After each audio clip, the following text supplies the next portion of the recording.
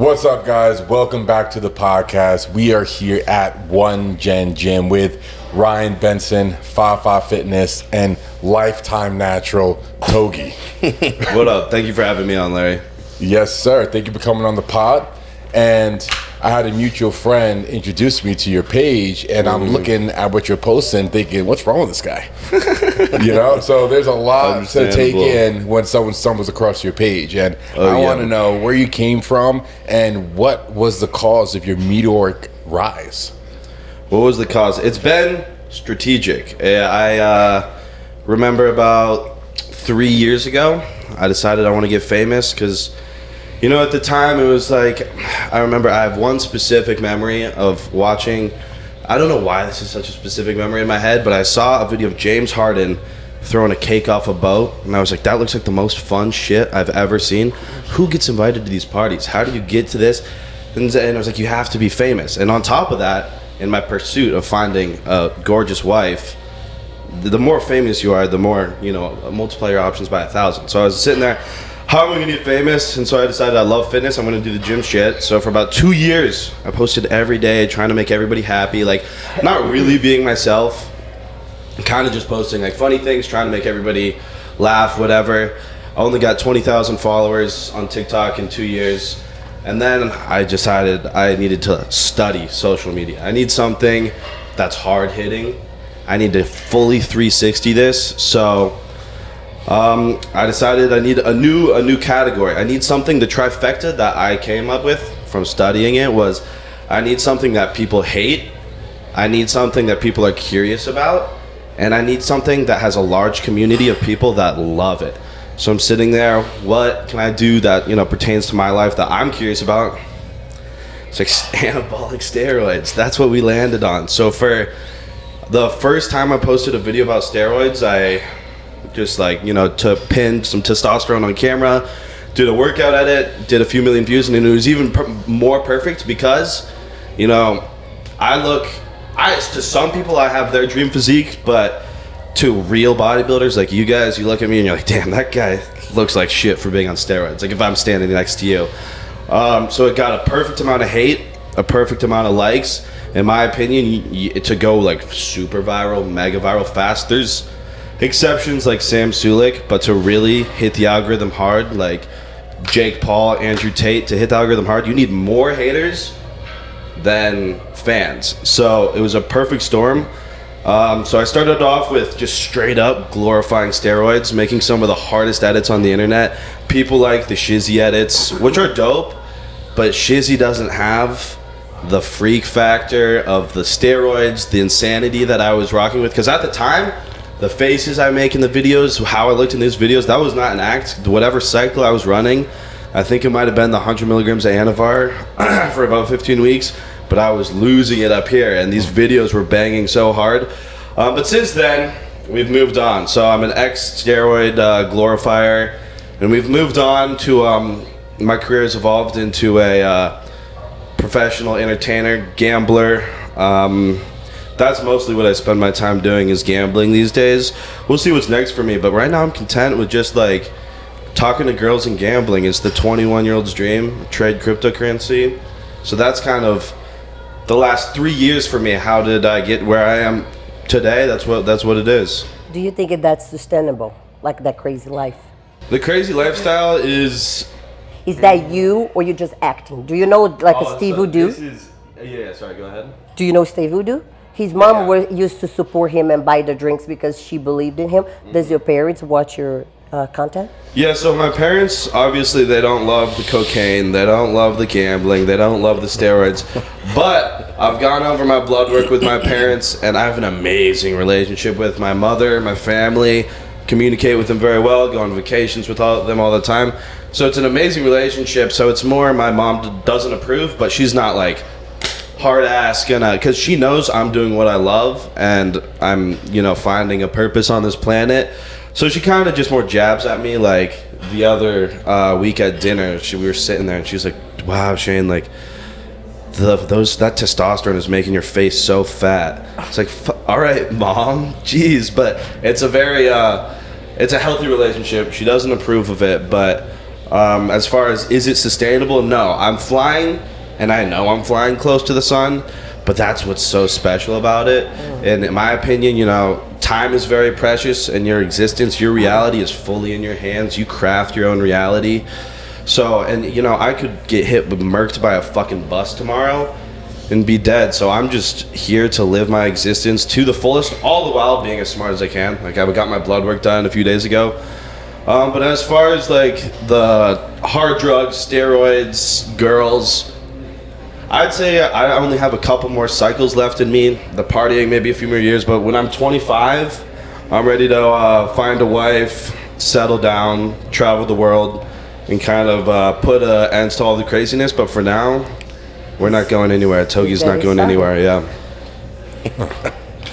Wow, it's a lot to take in. What do you guys think about that? So, right now, you're leaving quite the impression on TikTok, right? Yeah. Oh, yeah. You know, kids are looking up to you as a rock star. You have, you know, everything that you wanted when you were coming up, right? So, how do you feel about the impression you're giving to kids? So at first, I was getting like a lot, well, I still get a lot of comments like, oh, you're leaving this impression on kids. This shit is real and raw. This exists in the world.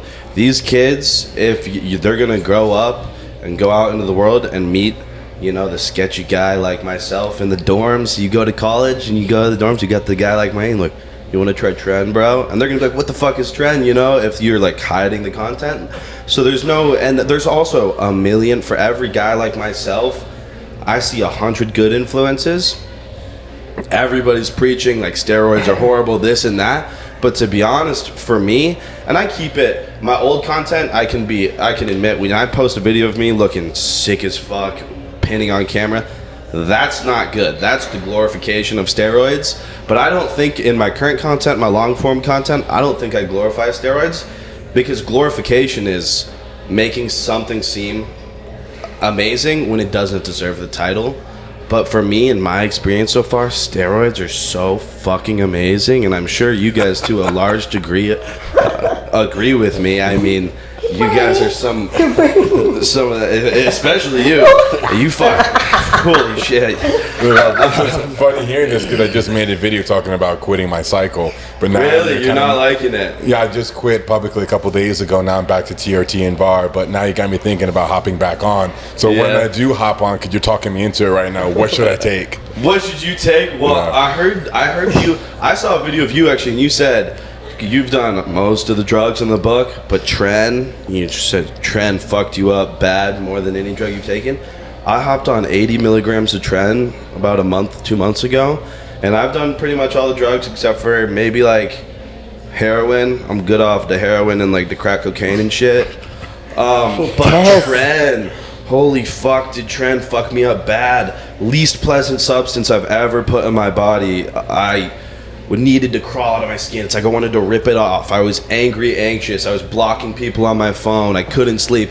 It was a nightmare. I don't know. You said you've ran up to 700 Tren, right? I've done up to 700 Tren a week for about like 3 months. 3 months? Yeah. And you're alive today? You didn't want to fucking dirk your shit? I can't believe it, Can't dude. say the same about the people around me during that time, but I was a maniac. I mean, all the reasons you suggested, and just critical paranoia, you know? Yeah, always everyone's out bad. to get me. Everyone's talking about me. You're super irritable, all the reasons you mentioned. And I've tried every substance under the sun aside from heroin, and nothing screwed with my psyche more than Tren. And 100%. Tren sneaks up on you, though. It's not like the first couple weeks you use it. It's like weeks and weeks and weeks, and then one day you wake up like everything's pissing me off.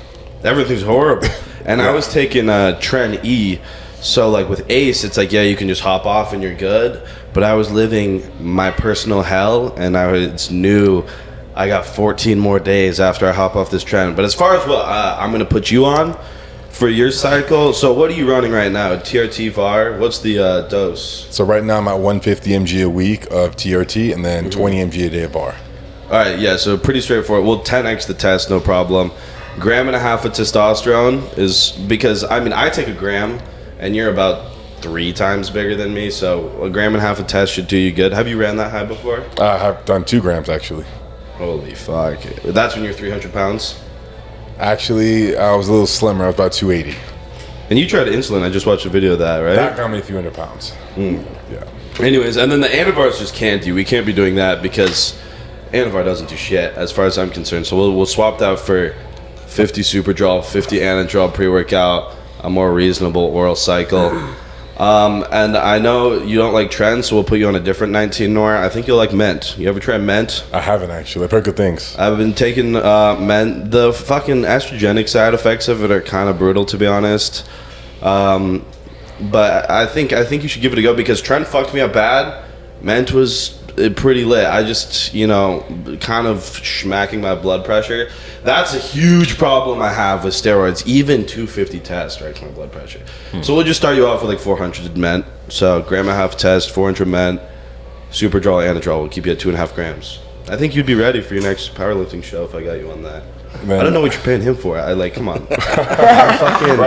Do you see these? What I'm spitting here? Nobody does shit like that. How does that compare to what you're running right now? That would it's honestly not that different from what I'm running right now. So I just dropped the Mint a few days ago. It was 150 Mint. And I dropped it because of my blood pressure. I was also going bald as shit. And since if I was really committed to being a professional bodybuilder, I'd be like, yeah, the hair can go. But I'm more committed to fucking bitches than I am getting on stage. So the hair has to stay, bro, because I can't.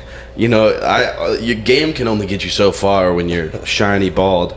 Do you have a protocol for your hair? Yeah. RU58841 topically, minoxidil topically, and I'm adding topical finasteride just because my shit it's going. I could probably fucking.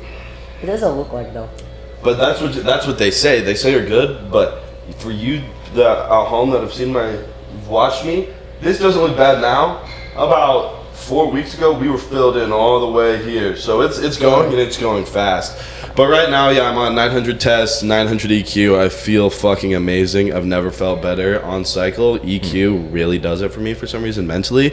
Honestly, if EQ didn't make me more jacked, I would still take it just for the effect mentally. I feel like I'm high on cocaine all the time, which frequently I am, but when I'm not, it's all gas, no brakes, all the time. Go, go, go, go.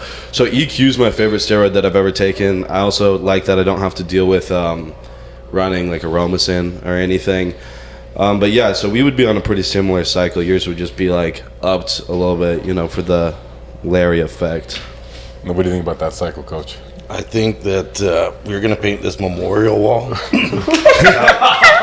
outside, and I see you on there. So. Oh boy, that's not what I wanted to hear from the best coach on the fucking internet. It's coming at me.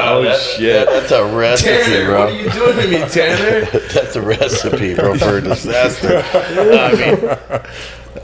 Shit. I was telling you earlier downstairs, the most I think I ever ran when I was competitive was 2 grams a week total, right? Mm-hmm. And I guess we were talking about this bodybuilding from the past versus cycles now. The cycles now are getting outrageous, dude. Outrageous. Tren, I throughout my career only ran Tren one time for a competition until I realized that when I was okay, I went on it, off it, and tried it again because I was man, every time I take Tren, everybody's a dick. Oh. And I was wait a second. It's only when I'm on Tren that everybody's a dick. Maybe I'm being a dick when I'm on Tren, right? So I'm glad you're cognitive enough to understand that it doesn't work well for you mentally. Some guys are fine. I got guys that run Tren, they're great. Nothing changes with them, but I feel it just makes you more of what you already are. If you're a more of a short fuse, angry person, then that fuse gets even smaller, right? So for me personally, completely would stay away from Tren because I just do not like the way it feels. Just like you guys, it's a terrible feeling, and you just can't wait for it to get out of your system. But that cycle, yeah, bro. But you gotta look at it this way, right? So a guy like me, most bodybuilders, real bodybuilders, because I'm not a bodybuilder, I'm just a fucking guy that likes to be jacked. I'm not running gear for years. I've only got maybe 2 cycles left in me before I kind of just TRT for the rest of my life. Cause so the way I look at it is, as long as I can, because a lot of people get addicted to the growth, you know, like I need to get bigger, I need to run heavier doses to feel the same. Because like honestly, I feel like I grew more my first cycle on 500 test. But at this point in my life, I have my dream physique. I'm completely content with my physique, 100%, other than my gyno, which will get removed. But I only am running this because it's good for my brand, and I want to just push the all gas, no brakes, look freakier, look better. So for a guy like me, who's just trying to do it as fast as I fucking can, get as big as I fucking can, I'm okay at running 2.5 grams as long as my blood work is like okay enough where it's recoverable, where I can not be to the point of no return. I'm comfortable doing this because it's only for another 2 years max. And as long as I don't die in 2 years, we're good. Every day I wake up, I'm like, here we go. We're blessed. Another day. Do you think you're going to be able to stop? Be able to stop? Oh, yeah, 100%. 2 years? I hate being on cycle. It's such a pain in the ass to be on cycle. Take fucking 8 research chemicals to just keep my cholesterol down, blood pressure down. I have to take 50 vitamins a day. I have to pin a cc and a half every day. The fucking scar tissue on my ass from only 3 cycles. I don't know how bodybuilders, like real bodybuilders, do it, because you run out of places to pin, and it gets so fucking annoying. And I feel good mentally overall, but I really feel best at 250 test. 500's all right, but then my estrogen gets too high, and then I have to deal with that, because dealing with estrogen's a pain in the fucking ass. But I think I'll have no problem getting off, because my best look, my favorite look, even when I was on 250 test, I didn't work out. I didn't diet for 3 months. I didn't work out for 2 months. And I fucking drank on a bender for a month straight. And at the end of that, I looked at myself in the mirror and I was like, I look fucking sick. I love this. This is perfect. I don't need to be 230, 240, 250 pounds. 215 pounds, 210 pounds for me is cool. So I think I'll have no problem hopping off. So how high has your blood pressure been? Like when you say it goes up? So I had one clip of me gambling and I hit this fucking huge win. So we did a blood pressure check.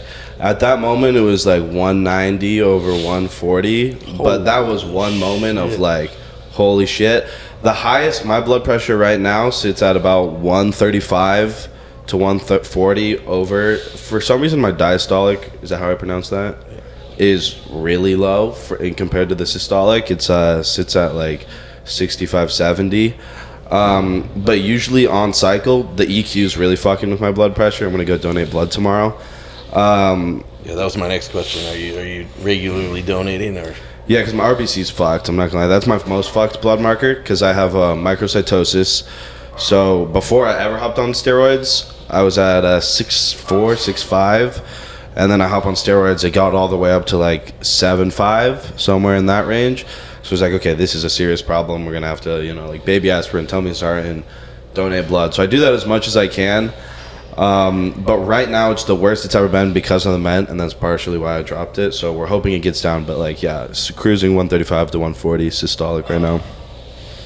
I see you gambling and you go wild when you win or lose. You break walls and then everything, right? This is why it's amazing, because stake has ruined gambling entertainment, because you see people, Drake winning $10 million on roulette. You see all these people on the internet. They're sponsored. They're gambling fake money. That's fake emotion. It's nothing. Nothing is real about that entertainment. All they're doing is putting on a show, pretending like they're excited, and that's why it doesn't hit that many views, because everybody knows it's fake, and it's just not entertaining. It's like watching a movie is kind of entertaining, but it would be much more exciting. Like in my opinion, you watch a documentary based off of like real life shit. It's like, this is much more stimulating, much more exciting. So when I go on and I gamble, I genuinely blow a fucking fuse. Like I saw my blood pressure is at 190 after I'm gambling. So this is real raw entertainment. And yeah, sometimes when you fucking lose more money than you were willing to lose that night, you're gonna have to put a hole through the fucking wall. That's all your money. All my money, I've borrowed money to gamble a couple times. Liv sponsored a little bit of the YouTube video the other week. But yeah, no, all my money, never sponsored, never get paid for it, other than, you know, like the views I get, but I don't really get paid by, like, I don't get monetized. It's not really monetizable content. So how'd you get that money? It's a lot of money. I see you losing, winning, stuff like that. It was one money you got, and then now it's just go up and down. Well, I trade cryptocurrency a lot. Ever since I was 18 years old, dropped out of college, and I was just like, I was broke as shit when I dropped out. 18, it's like, fuck. My parents were like, we're not giving you any more money, so you figure it the fuck out, bud. So I had no choice, and when you're in that situation, it's pretty likely. I think it's great parenting because it's almost guaranteed that you figure it out unless you're a fucking idiot. So I learned a skill, learned how to trade crypto, and that's how I've made enough money to gamble away all of these tens of thousands of dollars. This year, I've placed $2 million of bets. Just in the last week, we did $750,000 of bets placed. So we have a good gambling bankroll. And then obviously I make some money from, you know, like I'm sponsored by Young LA and that kind of shit, you know. So, and then, Larry will probably be paying me for the coaching moving forward. So that's going to go towards gambling. I do kick streaming. And yeah, all that money just goes towards like gambling. I'm going to try some new drugs probably. Maybe some traveling, and then like, I don't know, strippers and all that kind of fun stuff. Now, Coach, how does recreational drugs and steroid use work? Oh no, this might traumatize me. I don't know if I want to hear the answer. Man, well, unfortunately, they don't really go hand in hand. That's why I was, you know, a little concerned there when you mentioned the blood pressure issue. No, because you're talking about, right, like your red blood cell count being through the roof, especially on drugs like on EQ, right, and DECA. Those things will dramatically increase the RBC. And, you know, I mean, not to scare you, but that's why I had a heart attack. That's because my red blood cell count being too high. Mm-hmm. So there is that side to it. And then when you compound that with things that are great stimulus, like cocaine, I mean, that's a great. I mean, hey, look, hats off to you. He's 21, so he could probably fall off a building and still be okay for a little while. Fucking knock on wood. Where's some wood at? This is getting bad. But yeah, that's a little bit of a rough combo there. I mean, if I was your father in this situation, yeah, I would be like, son, we need to talk. You know, I'm going to send you to some kind of halfway house or something. We're going to figure this out. But yeah, I'm nervous to see how my blood work comes back. We'll have to adjust accordingly based on that. Hopefully in the next couple of days. Is that the reason for the shades today? For the what now? For the sunglasses. Well, the sunglasses is because I just went on a fucking 4-day long cocaine bender, so I haven't slept. We had to get it done. It wasn't an option. We needed to hit the 1,000x. As you guys saw the clip, it went viral, so we're happy about that when we did it. But no, yeah, the shades, just because if you guys saw the bags under my eyes, you'd be like, something's fucking wrong with that kid. So 4 days no sleep on cocaine, 900 mg of EQ, and 900 mg of test. Pre-workout as well? Throw it in there somewhere in the mix? Caffeine? Honestly, I didn't work out at all in that time frame. But today I did 600 milligrams of caffeine just because I was like, just cause. Fuck, we're working out with fucking Wheels. I gotta get something going here. And you know, it's cool. I talked to my doctor, and she was like, you can do 400 a day. And if your doctor says you can do 400, like, doctors are pussies. I can fucking 800's cool. If the doctor says 400, let's be real. Like, no, but actually, when I went to go see my doctor about that shit, I was like, so it's I take 400 a day. Is that cool? I see her pull up her computer and look up on WebMD how much caffeine. I was like, what the fuck am I paying for you? I read that exact article before I came here, and then I came here to pay you to read me the same bullshit back.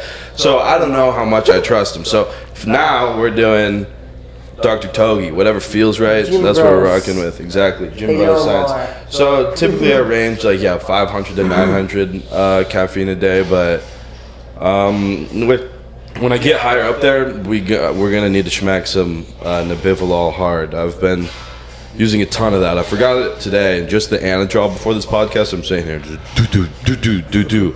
Like, you guys are ready after this boxing match, me and Larry, because I'm there. Oh yeah. Well, listen, Coach has something that you might like to try. He was telling me about how in the 90s bodybuilders would take, if I'm not mistaken, morphine.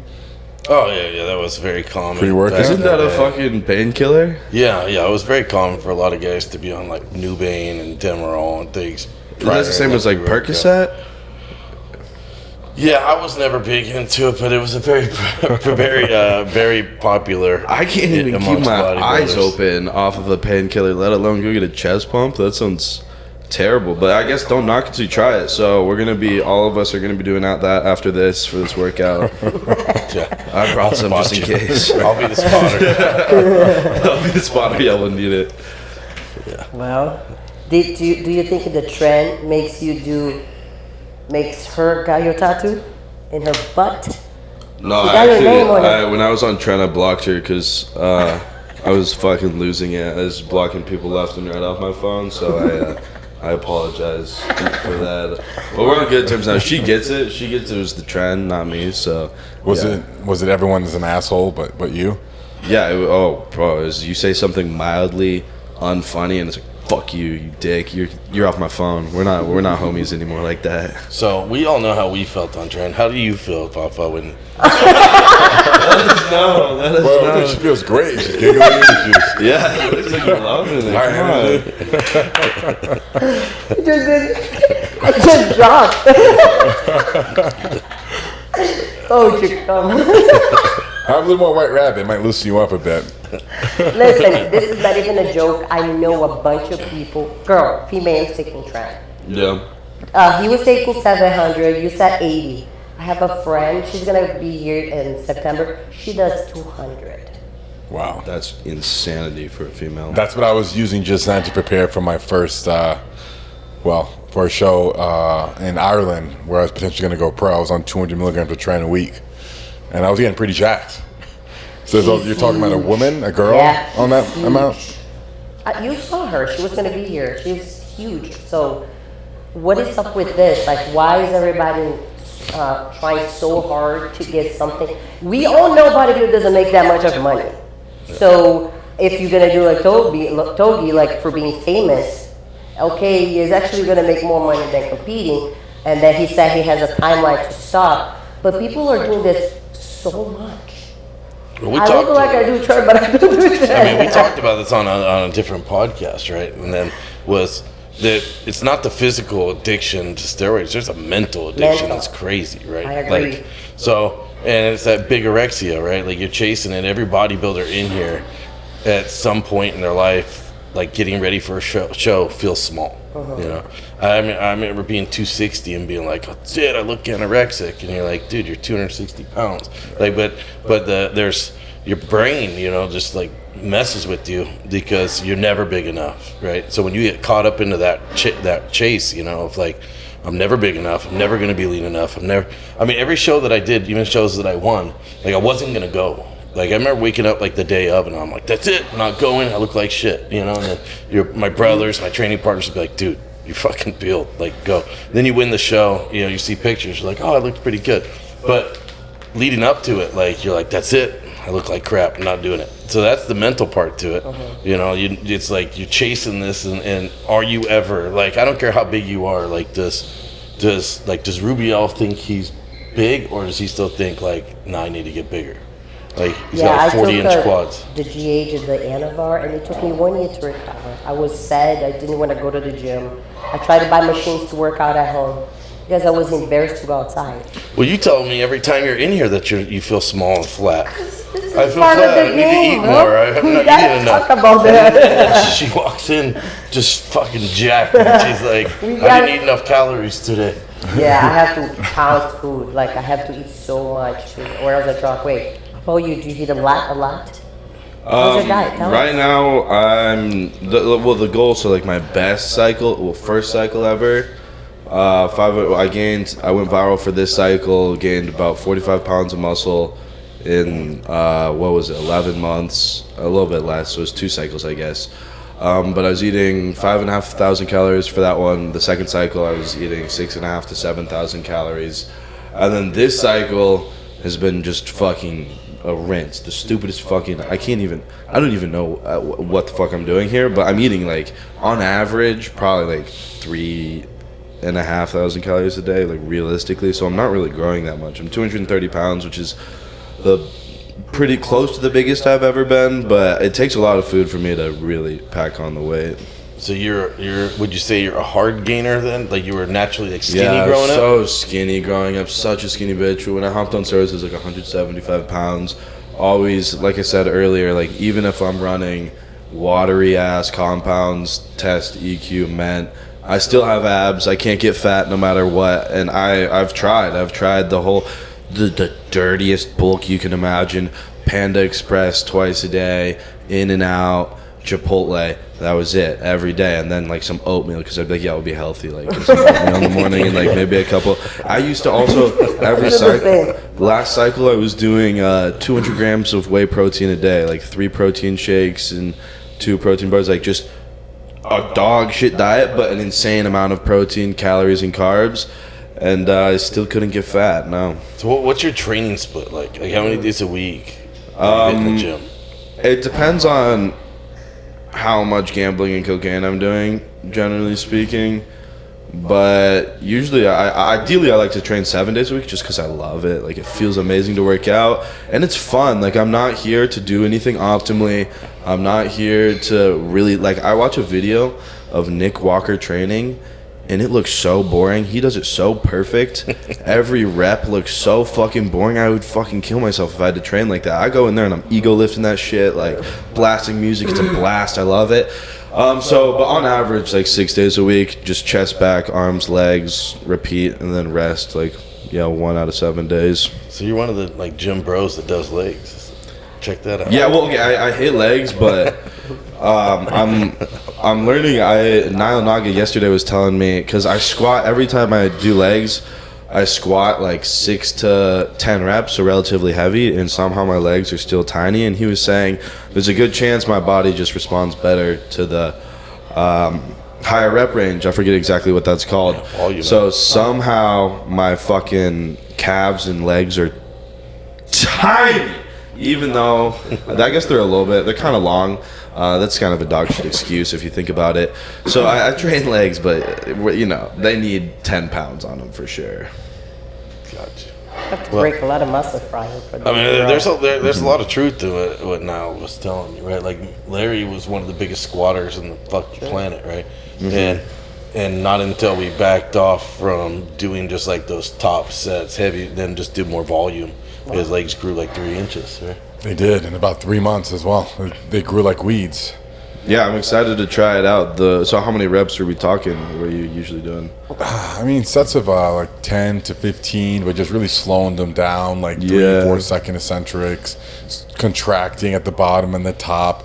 When you're ego lifting, bro lifting, and you're just trying to move the weight from point A to B, you're not worried about getting a connection with your muscle. Getting a powerful contraction. It's about moving the weight as quickly and explosively as you can. So is that what we're doing today after this? We're working out nice and slow, dial training, or what? Boring. No, it's so boring. That shit's so boring. All right, good. You get criticized, like I've always been that kind of bodybuilder that moves some heavy weights, and so are most of the greatest bodybuilders of all time. But like we did a video training with Dr. Mike, RP Strength, right? And the workout was very squeezing, contraction, and it was the boringest workout I've ever done in my life. You just wanted to a lot of reps. And I'm not saying that it's not effective, right? That it could be effective, but like if I had to train like that, I would just stop bodybuilding. Yeah, exactly, and not sustainable to train like that. Well, for me at least, and you as well. Yeah. Well, I think muscle doesn't know how to count, so I don't know how much I do. I do a lot. So I just go. Until it hurts. Fafa does. Fafa gave Larry Rabdo again. No. Literally. These leg workouts that Fafa does is like 4 hours. Yeah, that's fucked. And I was telling a couple of my fans, it's like I don't know how, guys, I'm going to tell Larry that like I train to mild discomfort at best. I don't know how this is gonna go because people have seen your shit. It's no joke how hard Larry goes. So we'll see if I make it out of this alive. Well, you know, hitting. We have chest after this, right? And it's a world of difference from legs with Fafa. So you got nothing to worry about. Maybe a torn pec at the worst, but I'll take that over. We'll take that over a 4-hour Fafa leg day. Well, we're on the 5'3". Here's the dangerous one. The what now? I'm the 5'3" and I'm the dangerous one. I have no idea what he's talking about. You know, our new gym has been open for 3 weeks, right? We're going on week 3, and we had a torn pec week 1, torn pec week 2. We haven't had one in week 3 yet, so. Holy fuck, this might ruin my career. No, but then we can transition into, you know, more productive things like gambling and whatever else I might do with my time. Can you get gyno surgery when you have a torn pec, or is that kind of fucked? I think you could, but I don't think anybody cares anymore. It's like, why am I trying to be aesthetic? My pec's over here. You know, but no, absolutely. Completely separate area of the pec. You can still get the gyno surgery. But you've heard you reference to that now like 2 or 3 times. Like, do you have really bad gyno? No, it just irritates me that I have to spend so much time fucking with my estrogen because I can handle like decently high estrogen, except for my nipples get so itchy and it comes in so hard. I gotta take relaxafine and just fucking my blood pressure even harder. So it's just like a lot to think about and worry about. And I figure just spend $7,000 to just snip it. I don't really mind how it looks right now, but that's just because of the fucking amount of precaution I take with it. And it's just such a pain in the ass. Would rather not deal with it anymore. But if I stop running these heavy cycles and just going TRT, like I couldn't care less about how it looks right now. Nice. Now, if you get gyno removed, coach, doesn't it come back if you continue the same cycle, the same habits? Or does it stay permanently gone? You can get it permanently removed, for sure. There we go. It depends on which way they perform the procedure and who performs the procedure. But you can definitely cut that gland out completely and shouldn't come back if it was done properly. But I have seen guys have where they've had it not fully removed and it has come back. That would irritate the shit out of me. That would fucking suck. What is your favorite stack? Like, what is the cycle that you ever done that you like feel like great? Well, so as far as mentally, EQ is incredible, but the EQ comes with I'm already susceptible to high RBC, so physically and honestly, it's like maybe definitely because I'm not dialed at all. But the EQ, I'm just not putting on muscle like something like injectable Superdrol. So my favorite steroids mentally, testosterone, well, because you need testosterone, and equipoise. As far as the look that I got, my favorite cycle was, it wasn't crazy. It was 500 tests, 400 primo, and then last 6 weeks, 40 injectable Superdrol a day, and that was the best look I've ever had by far. So yeah, either Superdrol or equipoise are going to be the favorites. Do you know, like, let's say, like C-Bond, Samsung, they have so many followers. Do you think they don't drop the cycle because they're scared of the younger people to try to replicate and then... Because they're going to think, I'm going to replicate this and like, look like Seba. Like, you know, like, do you think that's why they don't talk about it? That's a good question. It's hard to say because once you start talking about it, you open up a whole new world into your content. And some people just don't want to be associated with doing an illegal activity publicly, even though everyone knows you're doing it. But like every day I wake up in the morning and I talk about how I'm breaking the law doing this.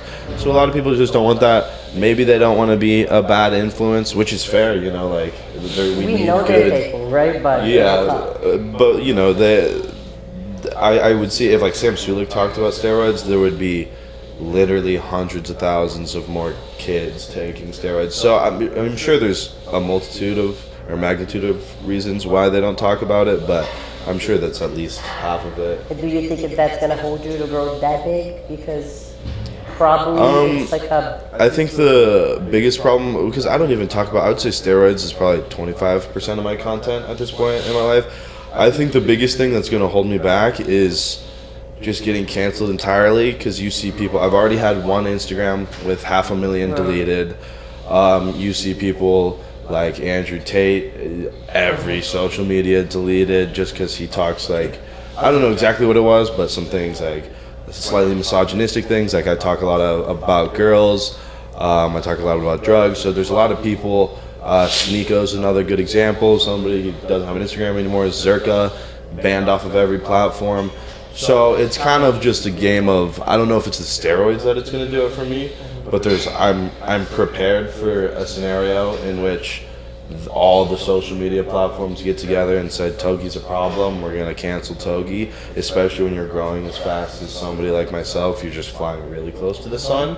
But that's kind of how I like everything in my life, is the closer to the sun for the time being. Of course I want to have a family one day and live a long, healthy, happy life. But right now, the closer to the sun, the more exhilarating, the more views, the more viral. Of course, you can do it in a nice way where you make everyone happy, like Sam Sulek. But he's really a different breed, and that's not me. When I started the social media, the biggest thing I had for myself was don't fucking put on a character, because you see people like, a good example is D-Trend, crazy viral 2021, 2022, because he was putting on this character. He was really high on all like 1.5 grams of fucking trend, and then he realized that's not him, and now you see his content and it makes me, sometimes I see a video of his and it kind of makes my skin crawl just watching him like try and fill the void that fill the character that he once played. So I still think 100%. I think he they're is. fun as fuck though. I think he's missing the views he once got, so he's trying to like crawl back into. But that's just not how he is. I mean, you're forcing it. It's not sustainable. So that when I was studying social media and making my plan on going viral, number one thing is like, have fun with it. You have to wake up every day and be able to have fun. I'm sitting here on this podcast and everything I'm saying is exactly how I feel. And so I feel like now I can do this. I could do this for the rest of my life. And another thing is, people love watching someone evolve. Like if you're putting on a character, you're going to be the exact same, and people get bored fast. Another example, and I'm not trying to shit talk anybody, but Alex Eubanks' views are down 90%. Sam Sulek's views are down 90%. But what's the difference between them and Jake Paul? Because Sam Sulek went way more viral than Jake Paul ever went at the start. He's crazy viral, took over the internet in 3 months. Now views down 90%. Well, Jake Paul's the face of boxing. It's because Jake Paul continuously evolved and changed his personality. And I'm so much different, way different than I was a year ago. So as I continue to grow, I'm gonna just keep it raw on the internet. And I imagine people are still gonna watch. My life's pretty entertaining. I have a decently good ability to entertain. So I think I'm just gonna keep it raw and real and see where it takes me. That's the best. So what's the evolution look like? So you're saying, by 25 you're done, you're out. Yeah, 25, it's time to have a wife. At that point, I would like to have like all of my finances sorted, retired by 25, and then like maybe do some stuff in the background. Like what you guys do is super badass. You own a gym now. That's always been my dream, is just run a gym. And you guys are a little busier. I don't know exactly what your day-to-day life looks like, but I want to be like able to spend all the time in the world with my family, travel, and then also like own a gym and do a few things. So by the time I'm 25, I would like to have that all sorted. But things change. I mean, my goals are different now than they were 2 years ago, so we'll see. But yeah, that's the plan, is kind of take 100 steps back by the time I'm 24, 25. And so it sounds like you don't care too much about the financial part of the social media. You're just... No, I just do it because it opens up opportunities. Like I'm sitting here with you guys, which is an amazing opportunity. The options as far as women go and finding a wife, like I said, multiplied by 1,000. The money's nice. Money's always nice. But really, I want to be able to make my money, running businesses like what you guys are doing. Because are you on social media much, or? Yeah, a little bit. Obviously, my bodybuilding career was early on, before social the magazine media, era. Before while magazines were a thing, when people used to read, But yeah, the podcast, and then my Team Zero Gravity, Instagram and stuff throughout. Internationally, my social media was a lot bigger. So in China, my TikTok in China, my fitness platform there had 15 million followers. Oh, so you're huge on social media. It's not. So you're downplaying the living shit out of that. You're like a fucking whole ass celebrity. out here. That was over there. Here, nobody cares. But yeah, either way, the social media, it was more like when I started it was kind of just like a side quest. It's like, I think it would be dope to be famous. That's something I want to try out, and the money is cool because, you know, it gives you opportunities, but really, yeah, I make most of my money outside of social media. So Do you save money? no, it's pretty fucked actually. I'm addicted to spending money, horribly bad. When I was 19, made my first $1 million when I was 19, and then 20 years old, I was $50,000 in debt out of nowhere. It was a 4-month experience from having everything to nothing, just because I'm addicted to spending money. And now I'm in a similar boat where, like, I've recovered financially and I do fine, but I'm still effectively living paycheck to paycheck. I invest semi-wisely, but like fully addicted to spending the money. But the way I look at it is, I'm so confident, like I'm planning on buying a Lamborghini soon, just because I'm fully confident in my ability to, you know, continuously generate income, which is pretty potentially immature and arrogant of myself. But the experience of driving a Lamborghini at 21 years old is something so special. Fuck maxing out your Roth IRA, like 80 years old. What the fuck am I gonna do with money when I'm 80 years old? Give it to my grandchildren and spoil these little fuckers? Like, they're not gonna get shit, because I think that's just how you know, it's setting them back. It's not doing them any favors. So I'd rather enjoy my existence now and be just barely smart enough so I can be financially stable when I'm 25, have a family, do this. But I'm so confident in what I'm doing. Again, knock on wood, because shit can go south fast. But I'm just, the experience of the lifestyle that I live is truly my dream existence, and I'm so content with the memories I'm making. I remember even when I was going broke, I had $20,000 in my bank account after having everything, and I was like, you know what? I'm just gonna take this $20,000. I'm gonna go to Europe and go on a fucking bender with my best friends. And that was the best $20,000 I ever spent. It was the last money to my fucking name, but it was, those memories mean so much to me. So I kind of just, that's the mindset I have about it, is spend money recklessly, because it's easier to make more money than to pinch pennies. So you invested on you. That's what you. Yeah, for the most part. Some of the things I buy, like, I used to be into Rolexes or whatever. That's the dumbest money. Like, I waste a lot of money, and I'm learning my lessons, you know. And, you know, I fuck up all the time with what I do with my money, but that's just part of it. You know, I'm young, dumb, and make a lot of money. So I feel like when you invested on, who makes more money in your business? You invested on you. Yeah. So then your way to think it's not wrong. And then you have a clothing line too, right? Just started. Yeah, it's dropping. The first drop is in about 15 days. I'm very excited about it. Togi Apparel on Instagram. Check it out. Now, you mentioned earlier how if it's not fun, don't even bother doing it, right? So with gambling, how do you have self-control not to go above and beyond and gamble everything away? And then how do you see yourself in not 5, 10, but the rest of your life never falling back into these old habits with gambling? Mm-hmm. So here's the thing. A lot of people that have these serious issues with drugs and gambling, they fail to realize that nothing is free. I'm very cautious in every activity I do, that everything I do is going to have a consequence. Everything I do is going to negatively impact my life, even though when it first starts it seems very innocent, because I've fallen in and out of drug addiction in the past. So I'm very, very conscious of my habits. Like, sometimes we get a little bit out of control. Like the last week when I bet like 750,000 in a week, that was too much for sure. But now it's like I sit down, I sober up today, and I can realize, like, all right, maybe we definitely need to make a change. It's same with the drugs that I use. Like, I will never stick to one drug for too long of a time. Am I addicted to vices? 100%. But I'm very conscious of what I'm taking. Like, say, I won't do cocaine for more than a month. Maybe do cocaine for a month, take 4 months off. Something like Xanax, only 2 weeks. It's super addictive.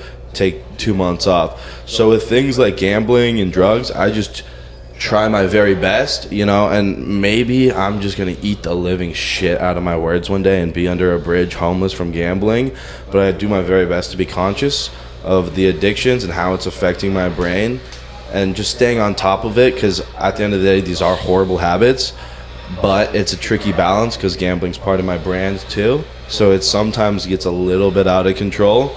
But as far as seeing myself slipping back into these habits in the future, we'll have to see. Actually, I've not pondered that. I feel confident in my ability to like keep myself under control, but you know, maybe that's just arrogant, because if you've seen some of the gambling habits that I've done on stream, it's completely fucked. So that's more of a fingers crossed kind of situation, to be honest with you. But I think once I have more on like right now, I have really like nothing to lose. I have all my friends, my family, and myself, and I don't need money for any of those things. But when I have like a family to support, because my parents are retired, everyone's financially stable, all my friends are good to take care of them.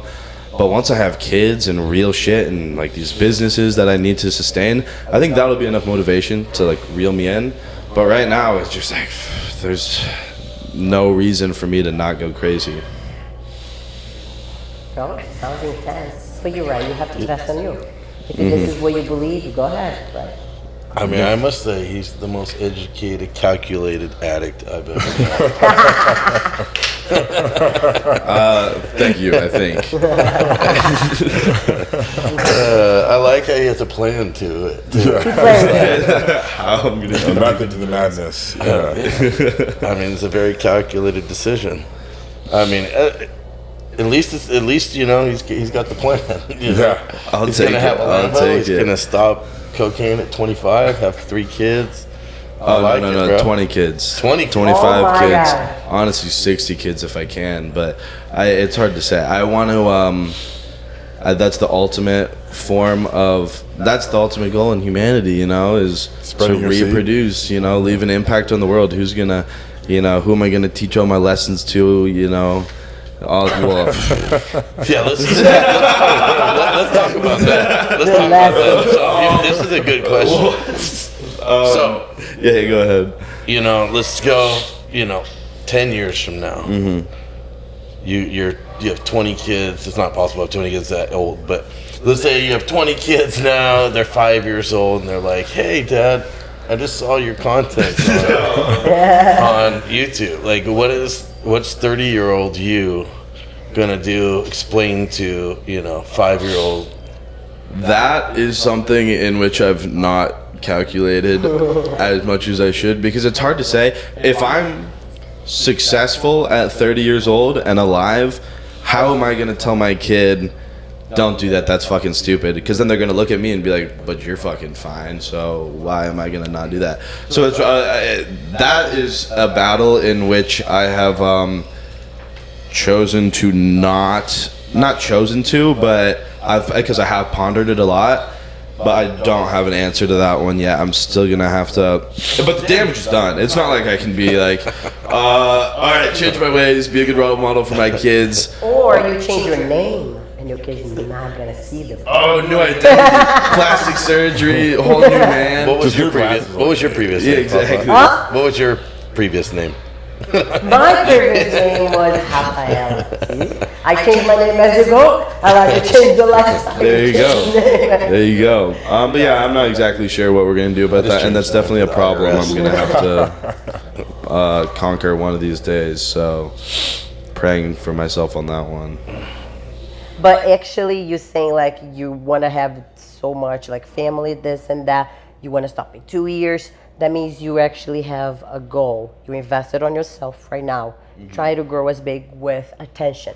Because you know what? When you do crazy things online, people talk about you after and then share it because you're doing so crazy. You know, like, so I understand and I see the goal. It's a nice strategy. And you say you're not playing a role, right? You're not acting. That's what you're doing. That's you.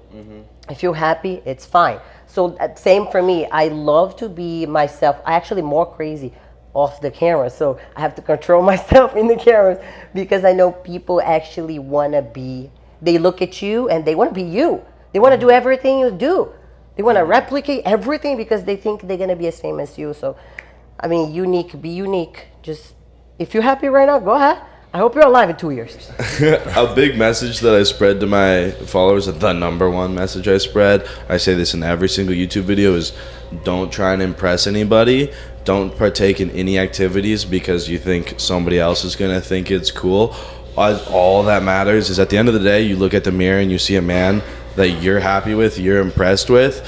So for me, that looks like living this lifestyle, and a lot of 21-year-olds would love to live this lifestyle. And if you want to, anybody can. You can do it because I'm the most regular dude you'll ever meet. There's literally nothing special about me other than I believed full-heartedly that I can do what I want, and I don't care what anyone else thinks about me. So it looks different for everybody, but as far if you like really dig into my content, if you just see some of the clips that are viral on the internet, you'll be like, this guy's a fucking idiot and a horrible role model. But if you watch the long form content, you'll see that really I'm not telling anybody that this is the lifestyle, because it's completely fucked to a large degree for a lot of people. But for me personally, this is like, I can genuinely say this is the happiest I've ever been in my life. I feel very fulfilled right now. I'm very driven. I have goals.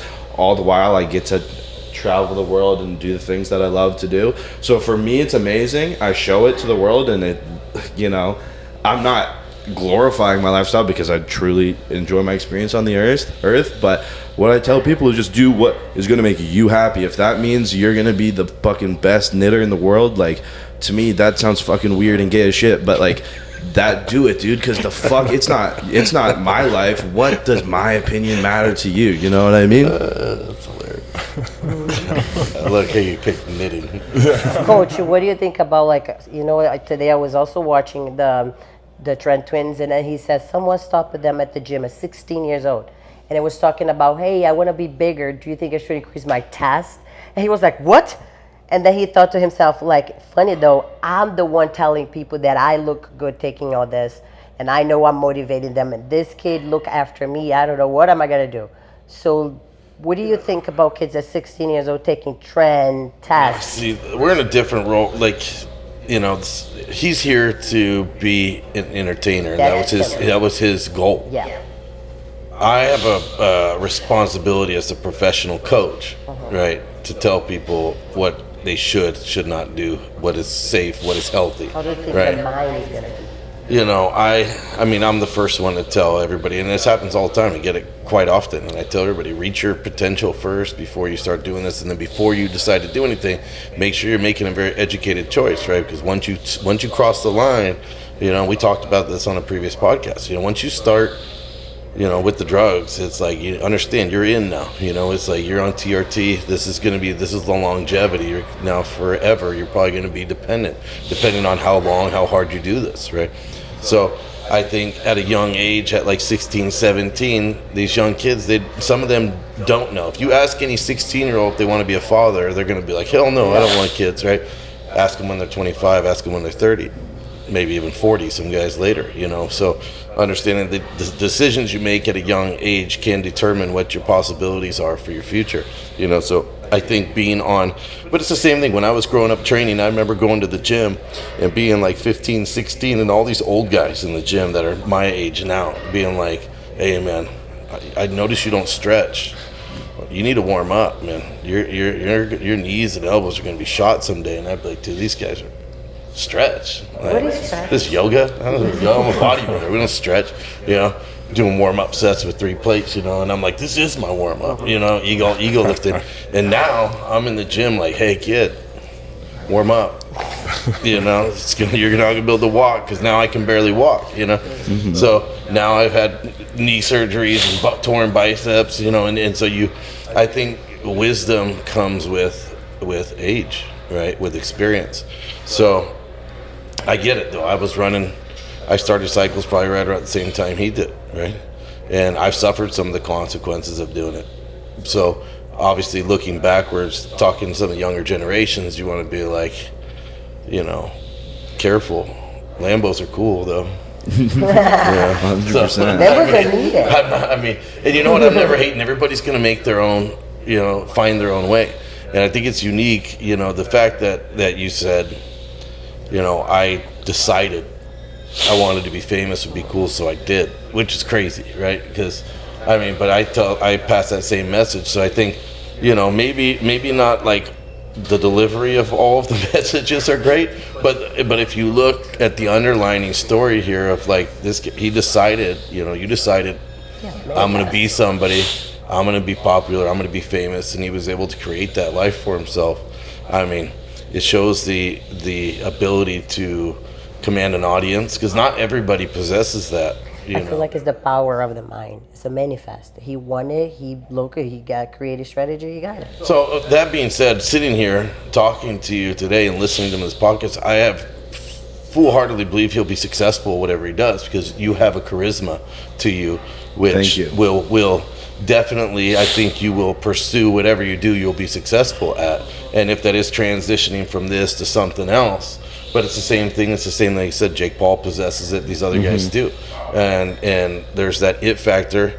And I think you have whatever that mental edge is to be able to be like, this is what I want to do, and go do it. And I've talked about that success is really just people like deciding what they want to do and just continuing to do it with no quit. And just till you're going to be great at it. And so it's what he's been doing. You're evolving your content. I'm sure he's going to be successful in whatever he does. Just hope he lives long enough to see it all. I have a question for Larry. How do you feel, because you said you're in a high gear, high stack. How do you feel right now dropping so much for this? How is your mind? How is everything? Do you feel good? Do you think that's... Well, not yet. I still have a little bit of trend in me. I still feel a little paranoid and irritable. How long it takes to come out? Probably about a couple of weeks for my last injection. So it's only been about just under a week. And I can't wait to lose my system. Last time I used trend was about 3 years ago. And then before that, it was even another few years. So it's been very sporadic. And I use it seldomly because of all the reasons we mentioned. But like Ryan said, once it's in, you just can't wait for it to get out. Yeah. But I felt my best on TRT and a little bit of Anavar. And I got my bloods done. I just got approved for life insurance because I passed all my blood markers with flying colors. I have great blood pressure. I have low cholesterol. A lot of that is attributed to a healthy diet. Right now, I was going to ask Coach actually, how much of that gear that he's taking can someone tolerate if someone's eating clean versus if someone's eating like what he's eating, in and out every day in Panda Express? I would say that would be that definitely makes things a little more complicated. I think sometimes the people that are at the highest risk for health problems are people just like you, right? People like you, Larry, that we always said you were a hard gainer, right? Because people always gauge health off of physical appearance, right? So they're like, well, this guy's a little overweight. This guy's body fat's high. He's fat, so he's more unhealthy. So there's this underlining misconception that if I'm lean and I have abs, that internally I'm healthy, right? So people are like, I can get away with it. I could eat nothing but burgers, but still, you're eating shit tons of saturated fats, sodium and cholesterol, and all those things that eventually end up, clogging your arteries and you have. But it sounds like, he's on top of it with I've heard you mention, getting your blood panels done frequently. I think that the most responsible thing that anybody could do, I don't care whether you're a bodybuilder, because let's just face it, we've talked about this is not just in bodybuilding, and this is not just, you have no desire to compete in bodybuilding, right? Never. This is the culture now. It's not bodybuilding. It is now, gym culture has become very mainstream culture, and there's a lot more talk openly about anabolics, and it's just in the gym. Planet Fitness, I know you ring a bell, but that's in there too, right? So these guys are taking these young kids, high school age, but it's been in professional sports, not just in bodybuilding. It's been in professional sports for decades, right? And I think it's just now the awareness is there. of it, and there's less stigma to it, so it's more open to go to the doctor and openly be like, hey doc, this is what I'm taking, can you check my blood? I think that part of it is good. The transparency is good. They prescribe now. The doctors are prescribing. You want to make money now. The doctors, because like I've gone to the doctor before and it's like, hey, like I have high cholesterol, whatever, like I need a Zetamib, and they're like, well, maybe fucking stop taking testosterone and Superdrol, and then we can talk about it. So it's still like a little tricky. They're not gonna like fully help you, but they'll take your blood work and be like, okay, this is the problem that we're dealing with. Let's at least look under the hood and see. Like, but the advice the doctor is always gonna give you is stop taking steroids. So it's still to a degree tricky, and that's why you need a coach to be on top of it. And yeah, all the food for me has been definitely negative impacted in my bloods. I think the end of last cycle, HDL, LDL it was pretty fucked. It was like 15, but then I got it back down in about 4 weeks. I got it back down to 3, just because like it kind of scared me into being like, holy shit, I have to dial this back in. Have you done calcium scores at all? No. Should I? I don't even know what that is, to be honest with you. I'm pretty undereducated. Like, so I get, I'm pretty undereducated as far as what I'm doing to my body with the steroids. It's kind of like in my coach's hands because he's my good friend. I trust him with everything. So as far as calcium score, that word, I'm sure I've gotten it. Never even fucking, no idea what it is. Wait a second. You have a coach that's telling you to take this stuff? Yeah, Tanner Tattered on Instagram. He's the fucking great coach. Because here's the good thing about Tanner is, I told him, I was like, I want to take a heavy cycle. I want to go hard. And he tells me, like, listen, dude, you're to a degree a fucking idiot, but this is what you should do. Do whatever you want with your body. Because I've had coaches in the past just refuse to work with me because of my lifestyle, and they don't want to be associated with it. But I'm public about, like, trust me, guys, my coach isn't like condoning the dumb shit that I do. He's very educated in what he does, and he's going to give the proper advice. If you want to work with him, you can, and he's going to let you do whatever you want, even if it's stupid. So speaking about eating unhealthy, as he's eating a Rice Krispie treat, Not a protein bar, a Rice Krispie. Pre-workout, within an hour before working out, junk food doesn't count because it's carbs, you know. Oh, that's how it works. That's what I thought. You told me that. What was your coach's name again? Was that Tanner? Tanner Tattered on Instagram, guys. Well, brother, I hope and pray that you are alive when this airs. I want you to be able to watch it. Good man. It's been a pleasure having you here, Larry.